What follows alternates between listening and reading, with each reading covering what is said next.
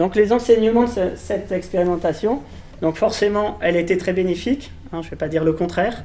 Elle a permis de donner pour la première fois un véritable espace de parole à chaque salarié sur son quotidien de travail. Donc ce groupe de travail, pour répondre aux deux objectifs du COPIL qui étaient donc de travailler sur les transmissions et sur l'administration des médicaments, a souhaité faire un diagnostic sur le créneau horaire 6-9 heures.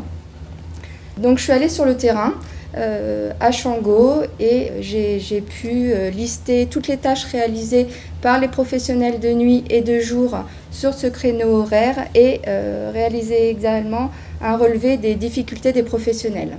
Ça, c'était le Vie ma vie, ça permettait d'aller plus loin dans les questionnements et ça a permis aussi au personnel de parler. Alors ils parlent entre eux, c'est une petite équipe, il n'y a pas de problème, ils parlent entre eux, mais peut-être de parler du travail autrement. On avait 8 ou 9 photos quand même, avec aussi des dessins représentés trouvés sur internet.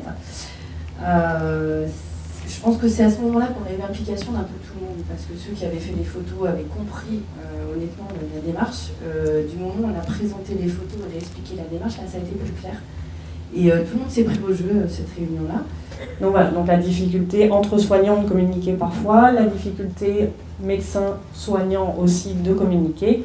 Donc ça c'est quelque chose qu'on avait déjà relevé depuis un certain nombre de temps, mais effectivement le cluster qualité de vie au travail nous a permis de pointer un petit peu plus les choses. Et puis je trouvais intéressant de redonner aux acteurs du terrain leur capacité à nous proposer des choses, des axes d'amélioration. Les infirmières connaissent très bien leur métier, c'est pas moi qui vais leur apprendre, je ne suis pas dans le soin.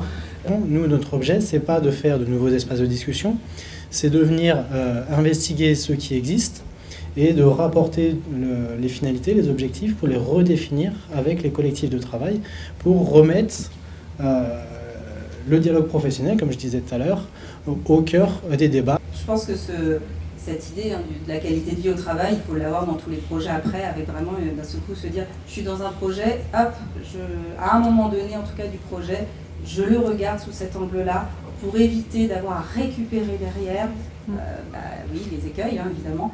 L'autre point fort de cette expérience, c'est la rencontre entre partenaires qui là aussi n'avaient pas forcément l'occasion de travailler main dans la main, mais hôpital public et clinique privée. Au sein de la région, on a découvert que finalement on n'était pas si différents que ça les uns les autres, on avait des préoccupations communes et que c'était intéressant à un moment donné de mettre tout ça sur la table, d'échanger ensemble et d'avancer chacun à son rythme, mais d'avancer tous. On a tous grandi en tout cas dans cette démarche.